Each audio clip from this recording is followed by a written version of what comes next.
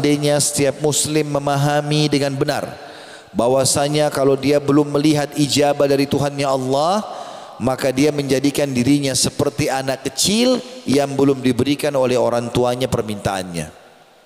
Bagi teman-teman yang sudah berumah tangga punya anak kecil, biasa anak kita kalau minta mainan, minta makanan, dia nggak akan minta sekali kalau kita tolak.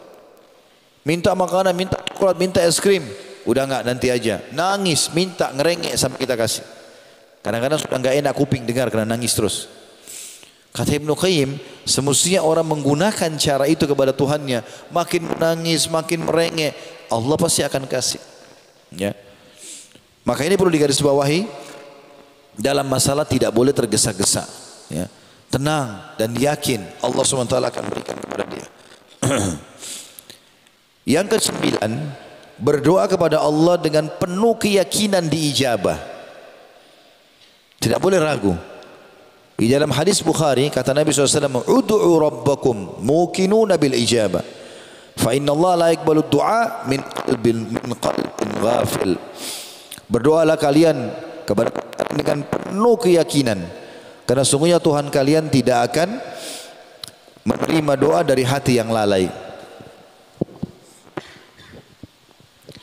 Jadi harus yakin Allah Subhanahu wa taala Maha mendengar, Allah tahu, ya. Dan Allah juga sudah menentukan waktu penerimaannya. Tinggal kita, tugas kita berikhtiar saja, lakukan saja. Jangan berhenti sampai ada uzur syar'i untuk berhenti. Meninggalnya seseorang, tadi yang dia minta dinikahi setelah itu sudah menikah jadi istri orang lain misalnya, atau apalah ya, dia minta sesuatu yang mustahil, ya, minta malam dihilangkan apa, itu nggak mungkin.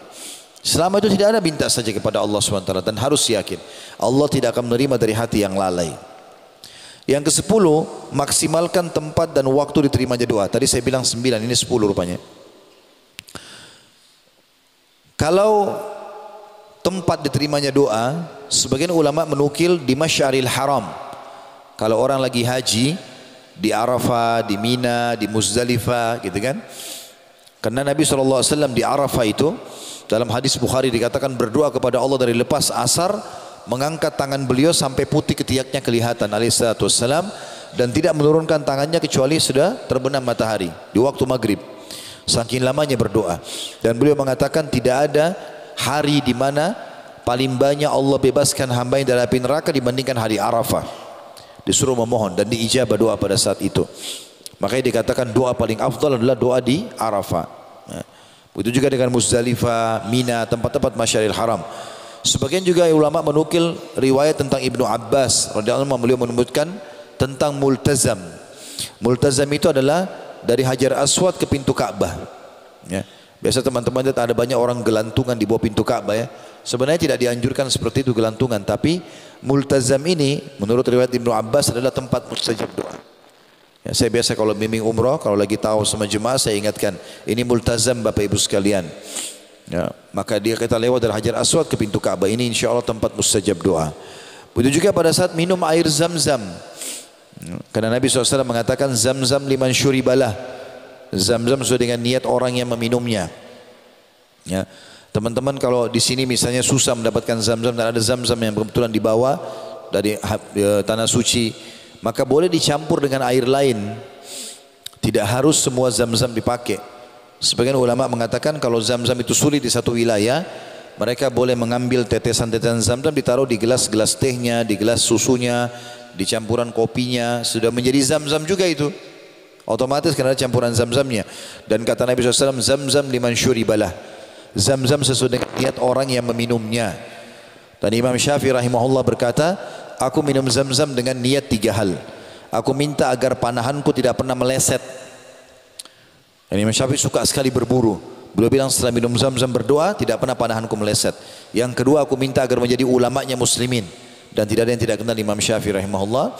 Dan yang ketiga adalah aku minta dengan minum Zam-Zam supaya masuk ke dalam surga. Ini jelas mustajab doa.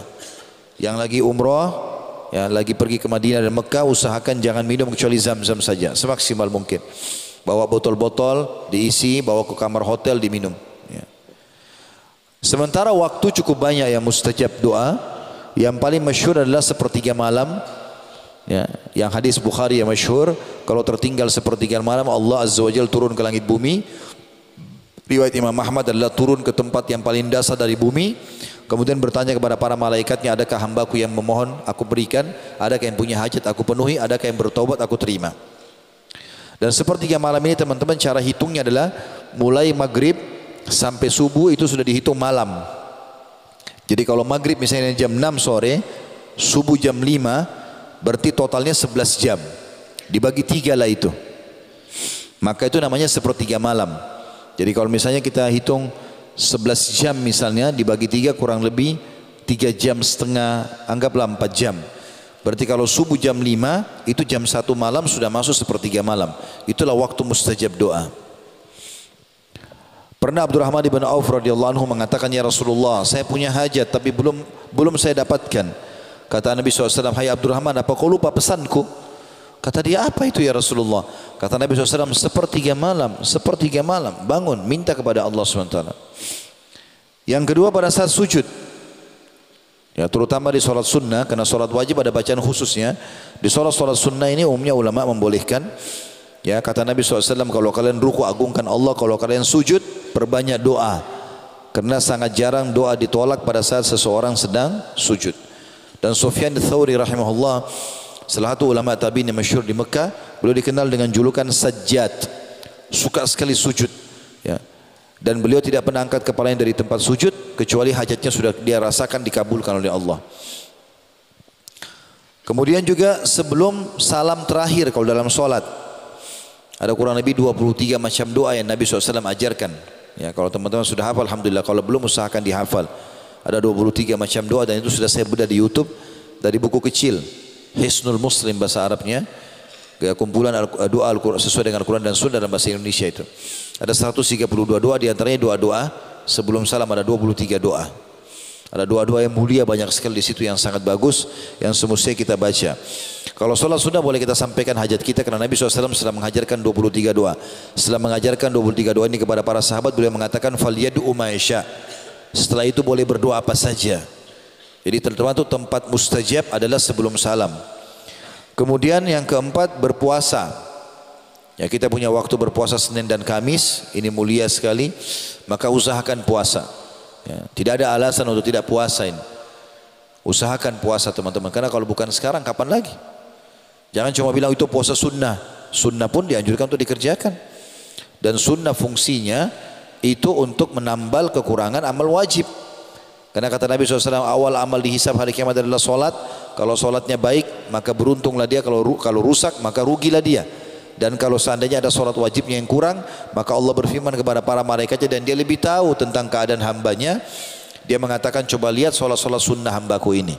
Kalau ada, dilengkapkanlah solat wajibnya. Dan itu berlaku pada semua ibadah yang lain. Seperti puasa Ramadan dibantu dengan puasa sunnah, zakat dibantu dengan sedekah, haji dibantu dengan umrah. Maka manfaatnya besar ibadah sunnah itu. Nah pada saat puasa doa mustajab dari mulai sahur sampai menjelang buka puasa. Ada juga hadis yang menyebutkan pada saat menjelang berbuka puasa. Begitu juga dengan puasa yang lebih 3 hari setiap bulan. Hari-hari puasa banyak ya. Selain Ramadan, karena Ramadan sudah pasti kewajiban, tapi kita bicara sunnahnya. Yang kelima adalah musafir. Semua musafir diijabah doanya. Ya, selama safarnya bukan pada kemaksiatan, bukan karena mau menipu orang, bukan karena mau berzina, maka biidznillah akan diijabah doanya. Berdoa ikhwas sekalian, lagi di kereta api, lagi di bus, lagi di pesawat, lagi di kapal, safar berdoa, angkat tangan sebentar, 5 menit, 10 menit berdoa, mustajab doa. Kata Nabi SAW, orang yang puasa dan musafir tidak akan ditolak doanya. Begitu juga selanjutnya pada saat hujan sedang turun. Alhamdulillah kita di Indonesia ini ada musim hujan. Di Timur Tengah jarang sekali hujan. Kami waktu di Madinah dulu, kadang-kadang lewat 2 tahun tidak hujan. Ya, nggak ada hujan sama sekali. Kalau hujan sedikit orang pada keluar semuanya. Kita sampai 2-3 bulan, 4 bulan hujan. Dan setiap turun hujan itu waktu mustajab. Karena pada saat turun hujan di Madinah, Nabi SAW mengatakan ini rahmat Allah, rahmat Tuhan kan lagi turun dari langit, berdoalah. Disuruh berdoa para sahabat. Maka berdoa itu waktu mustajab. Kemudian juga pada saat perang sedang terjadi, berkecamuk, kalau kita di kancah jihad, ini juga mustajab.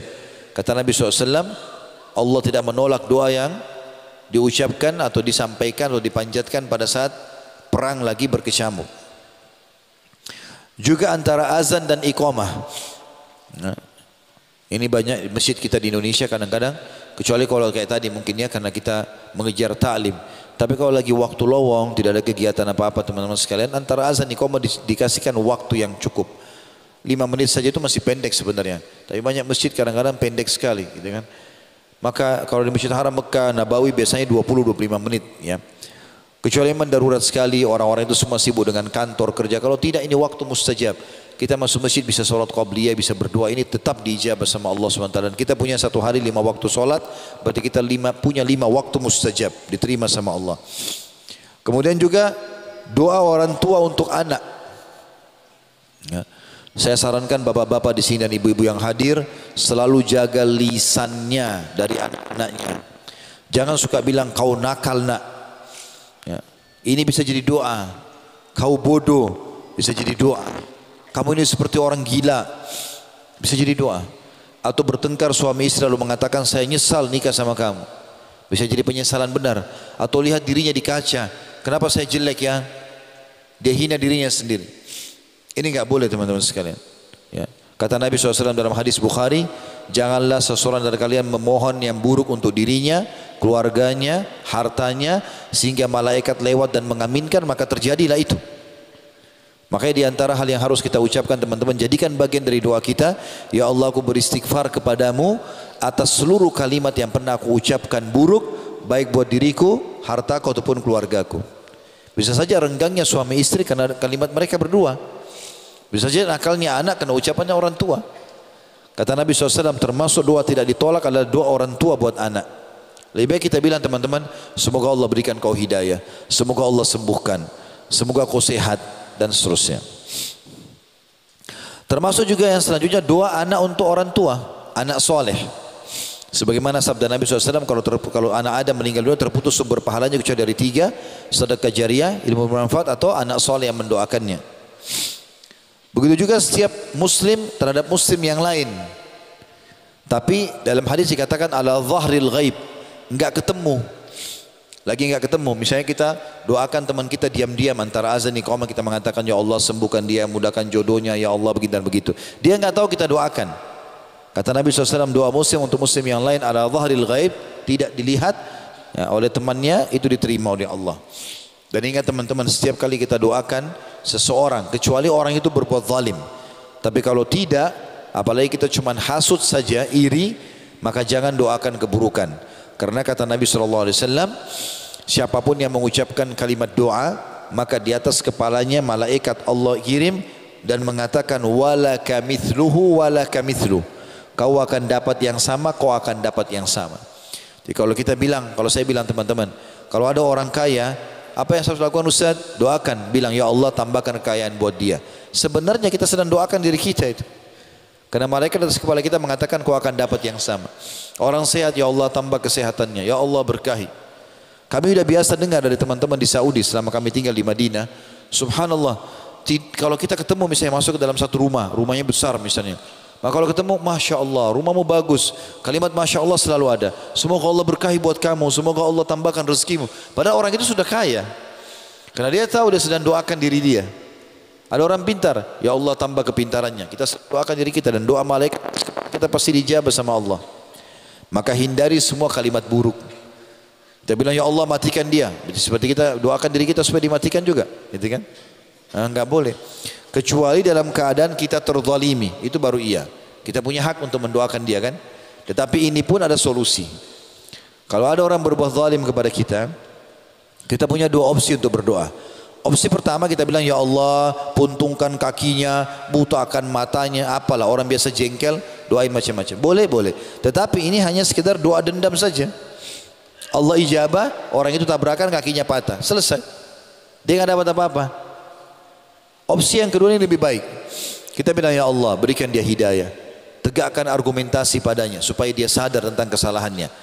Maka kalau dia dapat hidayah dari doa kita, selama dia baik kita panen pahala. Juga kalau kita punya hak dengan dia, dia pasti akan kembalikan. Maka itu lebih baik. Begitu juga teman-teman, akhir waktu di hari Jumat. Ini juga waktu mustajab doa. Ya. Akhir waktu di hari Jumat maksudnya akhir waktu asar. Tapi yang jelas ada dua riwayat yang masyhur. Yang pertama riwayat Imam Muslim, kata Nabi SAW, di hari Jumat ada waktu mustajab. Enggak ada seorang muslim berdoa kecuali diijabah. Dan itu terjadi pada saat khatib duduk di khutbah kedua sampai diiqamahkan sholat. Makanya semua khatib di khutbah kedua pasti berdoa, karena itu waktu mustajab. Yang kedua riwayat An-Nasa'i, kata Nabi SAW, tidak ada seorang muslim berdoa di hari Jumat kecuali diijabah, dan itu berlaku di 12 waktu, maksudnya 12 jam kalau kita sekarang, dari subuh sampai terbenam matahari. Kata Nabi SAW, dan kejar, perbanyak doa, ya, habis asar sampai terbenam matahari. Ya, artinya dua ini dianjurkan sekali untuk seseorang itu berdoa pada saat itu. Ada hal yang harus kita, itu sebenarnya 10 syarat ya. Lebih dalam lagi kita bahas teman-teman, ada beberapa permasalahan doa yang perlu kita bahas. Ini sering kita hadapi. Yang pertama yang saya ingin titik beratkan teman-teman, bagi siapapun yang merasa doanya belum diijabah, belum datang jawabannya, tadi sudah saya singgung sedikit ya, tapi saya lebih perdalam lagi. Yakinlah teman-teman, kalau antum sudah berdoa dengan baik, dengan santun, memenuhi syarat-syarat tadi semuanya, pasti diijabah. Kalau belum sekarang, besok. Kalau belum besok, lusa. Kalau ada yang tanya, lalu apa hikmahnya, kenapa Allah tunda? Dengarkan hadisnya. Di dalam hadis yang sahih riwayat Imam Ahmad, kata Nabi SAW, sesungguhnya Allah bila mendengar doa yang indah dari hambanya, maka ia pun Allah menerlambatkan jawabannya. Tujuannya kenapa? Agar hamba tersebut tetap dalam doanya. Kalau misalnya teman-teman kita lagi sakit, kemudian kita mengatakan, ya Allah sembuhkanlah saya, lalu Allah sembuhkan, kira-kira kita masih berdoa? Tapi kalau Allah tunda, Allah kasih kita 3 hari kemudian, seminggu kemudian, maka dalam berapa hari itu kita berdoa. Dan kalau kita tahu kadar pahalanya pada hari kiamat, kita akan bersyukur kepada Allah karena dikasih kesempatan itu. Musa alaihissalam, ya, ini menandakan rahmatnya Allah sangat luas ya. Dan Allah itu tidak akan sia-siakan teman-teman. Apapun yang antum minta selama baik, penuhi syarat, dikasih. Pasti, nggak ada keraguan. Dan Allah itu sangat sayang dengan kita, tidak mau kita susah, nggak mau kita segala macam. Di antara kisahnya adalah, selain kisah tadi ibu yang menyusui bayinya, ada kisah Nabi Musa alaihissalam. Nabi Musa alaihissalam pernah memiliki satu pengikut kaum belum beriman sama dia, tapi tiap hari kerjanya orang ini sudah tidak beriman, caci maki Nabi Musa, caci maki Allah, caci maki Nabi Musa, caci maki Taurat, tiap hari bertahun-tahun. Nabi Musa alaihissalam sabar, tidak ditanggapi sama Nabi Musa. Nabi Musa dicaci maki, jalan saja. Tapi karena sudah bertahun-tahun, satu waktu Nabi Musa nggak sabar juga. Beliau minta doa di malam hari di sholat tahajudnya, ya Allah ambil alih orang ini, luar biasa nyakitin, caci maki engkau ya Allah, caci maki aku, caci maki kitab Taurat.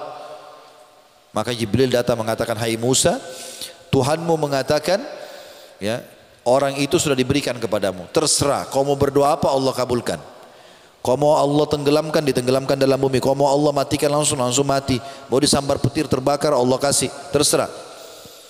Maka besok hari Nabi Musa AS lagi jalan di Palestina waktu itu, lewat orang ini, caci maki lagi Allah, caci maki lagi Musa AS, caci maki Taurat. Maka Nabi Musa mengatakan, ya ard khudhi, hai bumi tenggelamkan orang ini. Maka Allah pun tenggelamkan sampai ke kakinya. Mata kakinya dua-dua terbenam. Orang ini bergerak-gerak nggak bisa. Maka dia bilang, Musa maafkan saya. Kata Musa, tidak bisa. Sekian tahun kau lakukan perbuatanmu ini. Ya ard khudhi, hai bumi tenggelamkan. Ditenggelamkan sama Allah sampai lututnya. Belum semua. Hai Musa maafkan saya tidak akan ulangi. Saya nggak percaya, kata Musa. Tiap hari kau caci maki ini semua. Ya ard khudhi, hai bumi tenggelamkan. Tenggelam sampai ke dadanya. Minta maaf, hai Musa maafkan saya. Musa, saya yakin saya akan beriman kalau kau maafin saya. Kata Musa, saya tidak percaya. Ya ard khudhi, hai bumi tenggelamkan. Tenggelamlah orang itu, mati. Waktu mati orang itu, Jibril AS datang. Dalam hadis Bukhari ini, kata Jibril AS, hai Musa, Allah berfirman kepadamu, ya Musa ma aqsa qalbak, wahai Musa, berapa keras hatimu. Andai saja dia minta kepadaku di awal permintaannya, minta maaf tadi waktu kakinya masih tenggelam mata kaki, aku sudah maafkan. Bagaimana bisa kau biarkan orang sampai tenggelam, kau tetap tidak mau maafkan? Tetapi subhanallah, rahmat Allah subhanahu wa ta'ala beda dengan manusia. Rahmat Allah itu sangat luas. Bahkan bahkan Jibril alaihissalam dalam hadis Bukhari, karena tahu rahmatnya Allah luas, dia bilang kepada Nabi SAW, hai Muhammad, andai saja kau lihat bagaimana aku masukkan ke mulutnya Fir'aun tanah laut merah, supaya dia tidak bisa bilang ya Allah ampuni aku. Jibril pun tidak mau Fir'aun beriman, karena luar biasa kejahatannya. Dalam hadis Bukhari kata Jibril begitu, hai Muhammad, andai saja kau tahu bagaimana banyaknya tanah yang aku masukkan ke mulut Fir'aun, supaya dia tidak mengatakan hai Tuhanku maafkanlah aku. Karena aku tahu begitu luasnya rahmat Allah subhanahu wa ta'ala. Itu masalah yang pertama teman-teman, yang kita perlu fahami. Kalau ada doa yang belum diijabah, berarti Allah hanya menerlambatkan saja selama antum sudah penuhi syarat. Pasti yakin akan terima, sekarang atau besok, lusa atau seterusnya. Yang kedua, jangan berhenti berdoa selama memang belum diijabah. Ini mirip dengan yang pertama, tapi ini agak kental sedikit. Maksudnya ada contoh-contohnya. Selama antum belum dapat jawabannya, berdoa saja. Kalau yang pertama tadi kan diikuti dengan keyakinan Allah akan ijabah. Selama itu bagus gitu. Ini juga dikatakan jangan berhenti berdoa. Kita ambil contoh misalnya teman-teman, Nabi yang paling mulia dalam masalah Nabi Zakaria alaihissalam. Nabi Zakaria ini istrinya dia bersaudara sama istrinya Imran. Surah Al-Imran ya. Keluarga Imran. Siapa Imran itu? Ayahnya Maryam alaihissalam. Jadi ayahnya Maryam namanya Imran. Istrinya Imran sama istrinya Zakaria saudara. Jadi Imran sama Zakaria ini ipar. Dari Imran lahir Maryam. Dari Zakaria lahir Yahya. Nabi juga ini ya. Nah dari Maryam lahir lagi Isa. Ini semua satu keluarga. Dikenal dengan Al-Imran. Mereka terkenal dengan kesolehannya. Makanya Allah gagalkan dalam Al-Quran. Setelah surah Al-Baqarah, surah Al-Imran langsung. Termasuk 7 surah yang panjang dalam Al-Quran. Yang jelas Nabi Zakaria adalah terkenal Nabi yang sangat soleh. Dan ada kisah uniknya berhubungan dengan doa. Apa itu? Dia teman-teman menikah di umur 30 tahun alaihissalam. Istrinya umur 20 tahun. Dan dia berharap sekali Allah memberikan anak dari istrinya yang 20 tahun ini. Subhanallah, Nabi Zakaria SAW berdoa dari awal nikah minta dikasih anak dari istri ini. Padahal istrinya mandul. Terus saja dia berdoa. 10 tahun pertama Allah belum kasih, istrinya enggak hamil-hamil. Berarti umur dia sudah 40 tahun. 10 tahun kedua umurnya 50 tahun, belum dikasih. 10 tahun ketiga umurnya 60 tahun, belum dikasih. 10 tahun keempat, 10 tahun kelima sampai 70 tahun. Nabi Zakaria berdoa alaihissalam minta dikasih anak dari istrinya yang mandul. Istrinya pada saat Nabi Zakaria umur 100 tahun, karena dia kan menikah umur 30, dia berdoa 70 tahun, berarti 100 tahun umurnya. Istrinya 20 tahun. Setelah 70 tahun berarti umurnya 90 tahun. Perhatikan, Allah subhanahu wa ta'ala menjadikan Nabi Zakaria sebagai ibrah dan pelajaran. Kalau kau sabar berdoa, aku akan kasih. Kalau punya Al-Quran, buka surah Maryam, surah nomor 19, 10 ayat pertama. Allah berfirman, A'udzu billahi minasyaitonir rajim. Kaf ha ya ain sad. Ini huruf-huruf pertama dalam Al-Quran, hanya Allah yang tahu maknanya atau nama lain surah itu. Dzikru rahmati rabbika 'abdahu Zakaria. Ingatlah, kalau dalam Al-Quran ingat itu artinya pelajarilah ya. Kalau teman-teman baca terjemahan dan ingatlah berarti pelajarilah. Rahmat Tuhanmu hai Muhammad kepada hambanya Zakaria. Kenapa Zakaria? Ada cerita apa ya Allah? Allah ceritakan. Allah bilang, "Inna da rabbahu nidaan khafiyya." Pelajari, ikuti ceritanya. Pada saat dia memanggil Tuhannya dalam keadaan khafiyya, sembunyi-sembunyi, suaranya kecil. Kata ulama tafsir, kenapa? Firman Allah ini menceritakan waktu umur Zakaria sudah 100 tahun. Dan dia berdoa, ya Allah kasih aku anak dari istriku yang mandul ini. Istrinya sekarang 90 tahun. 20 tahun aja nggak mungkin hamil, apalagi 90 tahun, sudah nenek-nenek. Ya. Tapi dia nggak putus asa. Allah bilang, pelajarilah rahmat Tuhanmu hai Muhammad, sampaikan kepada semua umatmu. Malam ini di masjid ini sampai ke Bapak Ibu sekalian kisah ini tentang hambanya Allah Zakaria, yaitu pada saat dia berdoa kepada Tuhannya dengan doa sembunyi-sembunyi karena minta anak, umurnya 100, istrinya 90.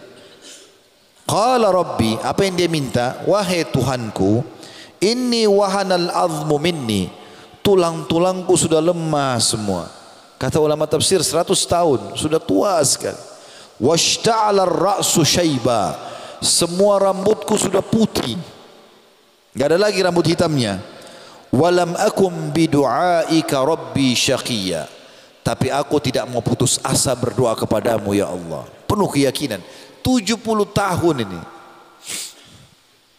Lalu yang terjadi adalah wa inni khiftul mawaliya min warai, dan aku khawatir ya Allah, sebab aku minta doa ini, kalau aku mati siapa yang lanjutin dakwah ini?